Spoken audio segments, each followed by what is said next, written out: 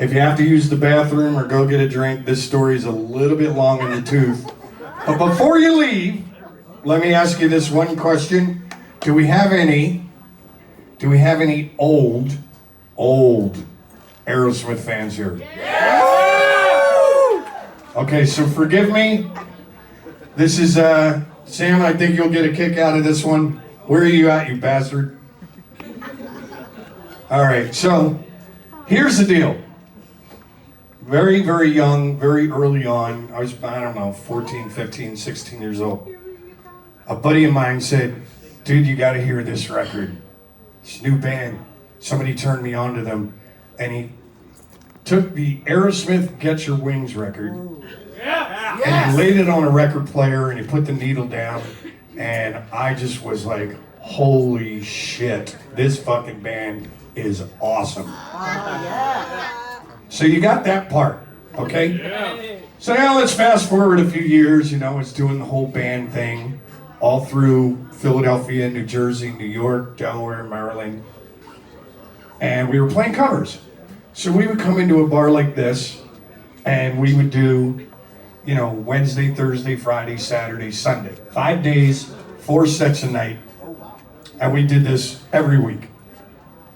And then we had this little Italian agent. Now I'm a shyster Italian myself from Philadelphia. But this guy was like, he came in, he's like, hey, yo, over there, forget about it, come here. He goes, you guys want to make some fucking money? Here's what you gotta do.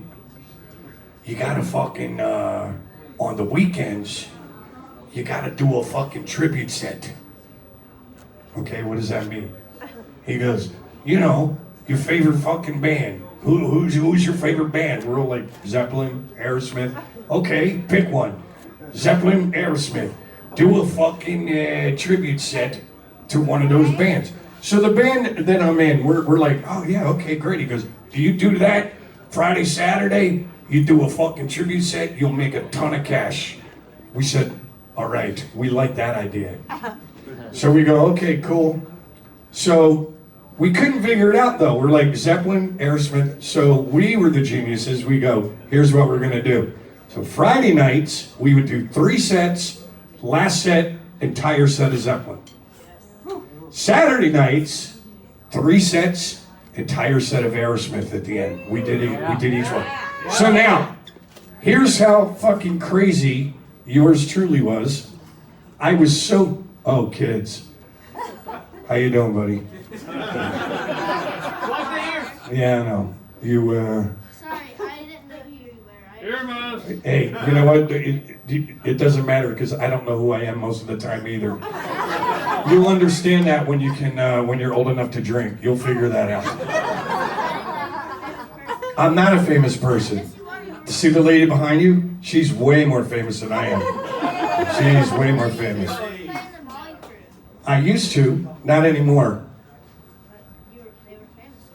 Okay. Well, let's have this argument later, okay? Let me tell this story.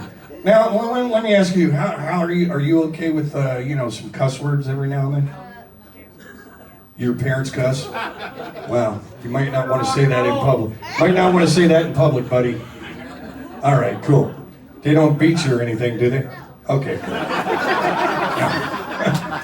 Good answer, my friend. Good answer. All right. So anyway, where was I? So obviously, I'm completely obsessed with Aerosmith and Steven Tyler. Okay. So I joined this fucking band. We're doing the tribute sets. I was so obsessed with, it's like that old thing, go big or go home, right? So I'm sitting there and I'm doing Aerosmith, man. I gotta fucking sell this shit. So I don't know if you guys remember, but back in the 70s, Steven Tyler had this crazy black and white striped outfit with these long things. Yeah, I had it. Okay, so then I got my hair cut like his. Then I'm looking at magazines and I'm going, oh shit. He's got black nail polish on his fingers, but not just the whole finger, just a stripe. He's been doing that for years. I go, I gotta do this. So now I'm walking around, where I grew up, South Philadelphia, Italian section, a neighborhood full of Vinnie Barbarinos. Okay, so I'm walking around and I got long hair, eyeliner on, fucking striped nail polish, just played a gig the night before. And I'm walking to the store and I see these, 5 Vinnie Barbarinos across the street. And then I hear like, hey, yo, you faggot. And I'm like, ooh, better get out of here. So I like start running. And then I can hear them behind me. They're chasing me and shit. And I'm like running down the street. And I hear, Vinny, grab him by the hair. That's what it's there for. Whatever. They thought you were Yeah. So anyway, you get the idea. I'm obsessed. I got the nail polish on, the eyeliner, got the haircut, got the fucking outfit. And then I'm going, something's missing though. The lips. So I'm doing this. Then I'm like, take a vacuum cleaner, and I'm like,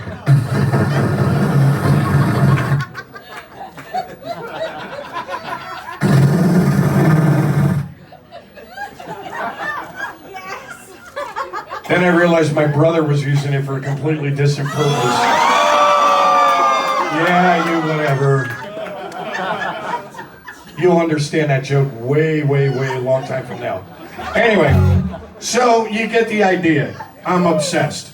Now, again, I apologize. This story's a little long. Am I boring you with my story? So let's fast forward now 170 years. Now I'm in Motley Crue, and we're doing our record. We're doing our record. Yeah. Thank you. We're doing our record in Vancouver, Canada, at a place called Little Mountain Studios. Okay? So now let me explain. When you walk in the front door, right here on an angle was a reception desk. Then right beside that was a kitchen.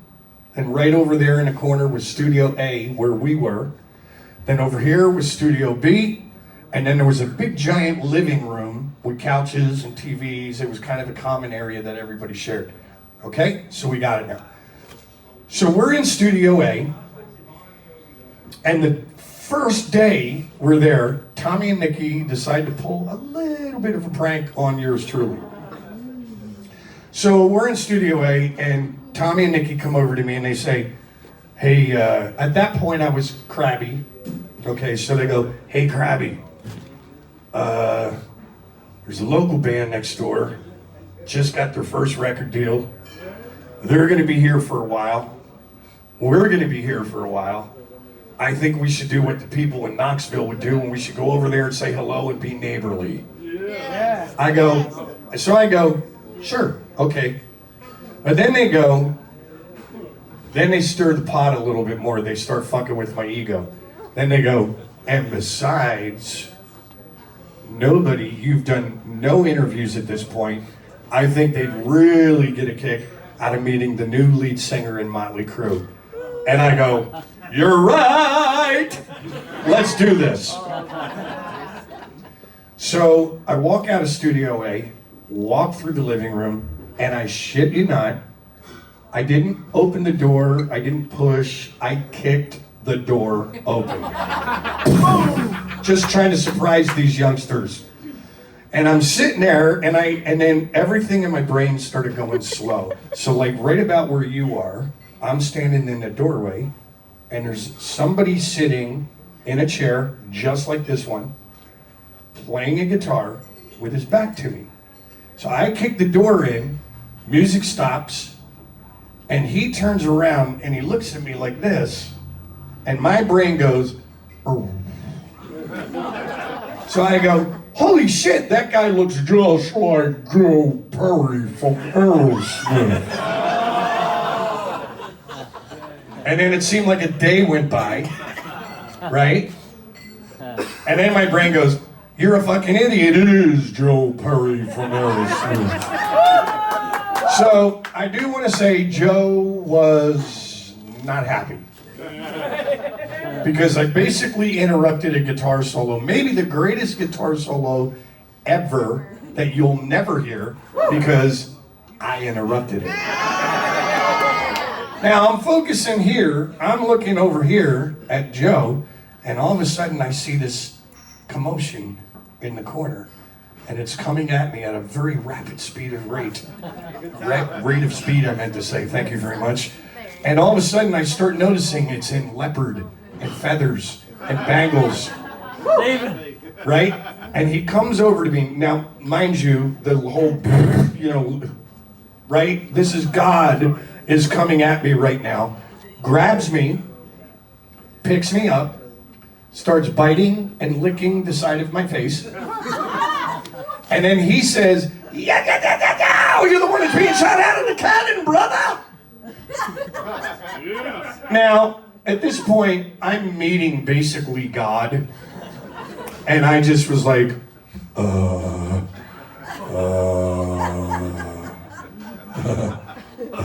yeah, right?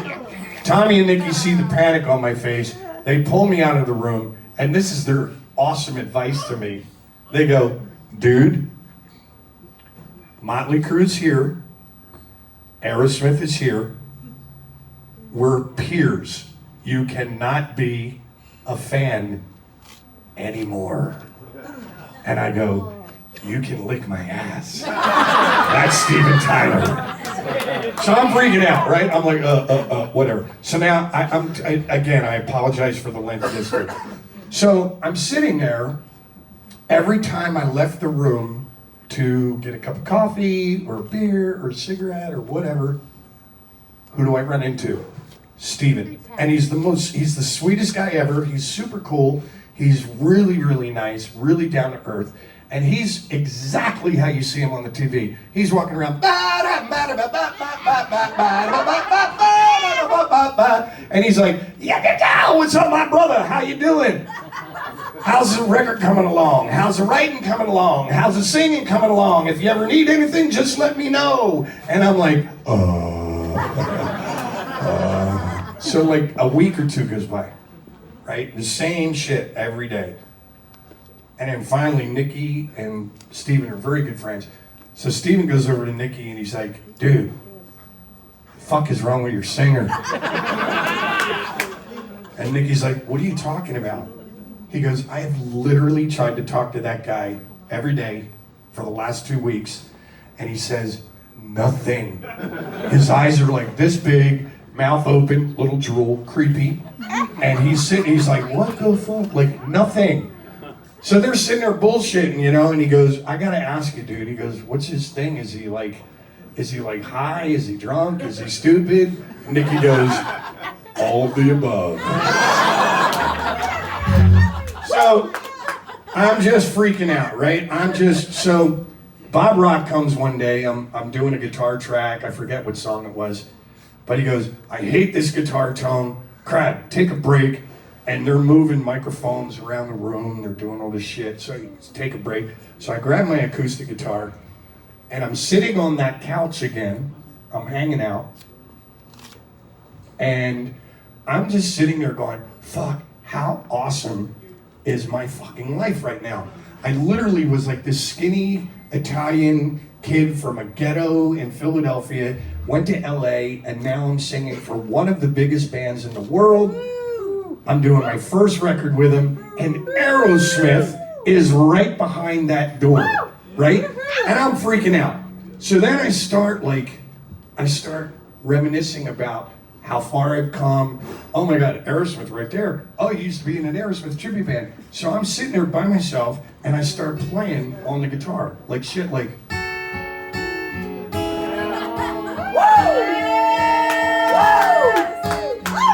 Right, I'm doing this. And I'm just reminiscing. Kids sing cooler, lay yourself low. Coincidence might have nothing to show. Judge the confrontation, go do his sin. His wife's aggravation, he soon end up dead. It's the same old story, same old song and dance, my friend. It's the same old story, same old story, same old song and dance.